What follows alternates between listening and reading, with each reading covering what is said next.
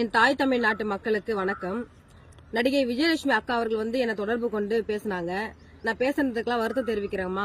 இந்த விவகாரத்துல கண்டிப்பா நம்ம 2 பேரும் ஒன்னா சேர்ந்து இதுல எனக்கான நீதியை எனக்கு நீங்க பெற்றுக் கொடுக்கணும்னு என்கிட்ட பேசினாங்க.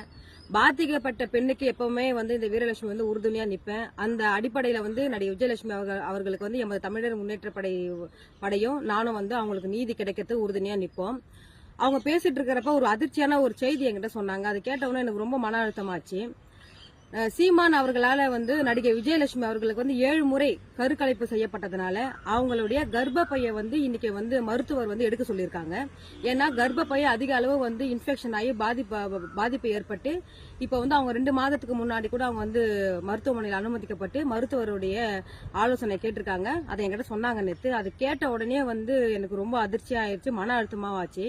அப்ப நான் விஜயலட்சுமி அக்கா அவர்கிட்ட சொன்னேன், நீங்க இந்த விவகாரத்துல நம்ம போராடுகின்ற நேரத்துல யாருமே நம்மளுக்கு ஒரு உறுதுணையா நிக்கல. அப்போ நம்ம புகார் கொடுக்கறப்ப, ஆனா உங்களுடைய பாதிப்பு நாட்டு மக்களுக்கு தெரிஞ்சு கண்டிப்பா ஒரு நாள் தமிழ்நாட்டில் இருக்கிற மக்களும் தமிழ்நாட்டில் இருக்கக்கூடிய பெண் தலைவர்களும் உங்களுக்கு பாதுகாப்பாரனா நிப்பாங்க அப்படின்னு நான் சொன்னேன். அந்த அடிப்படையில நேற்று கனிமொழி எம்பி அம்மா அவங்களும் நாகை எம்பி அக்கா சுதா அவர்களை நடிகை விஜயலட்சுமி அவர்களுக்கு ஆதரவா குரல் கொடுத்திருக்காங்க.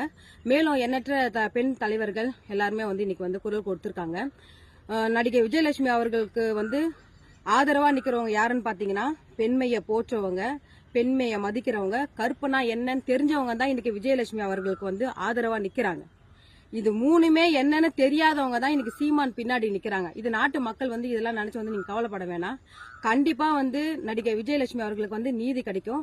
அந்த நீதி விரைவா கிடைக்கிறதுக்கு எமது தமிழர் முன்னேற்ற படை சார்பாக நாங்க விஜயலட்சுமி அவர்களுக்காக சென்னை வள்ளுவர் கோட்டத்துல நான் உண்ணாவிரதம் இருக்கலாம் நாங்க ஏற்பாடு செஞ்சுட்டு இருக்கிறோம்.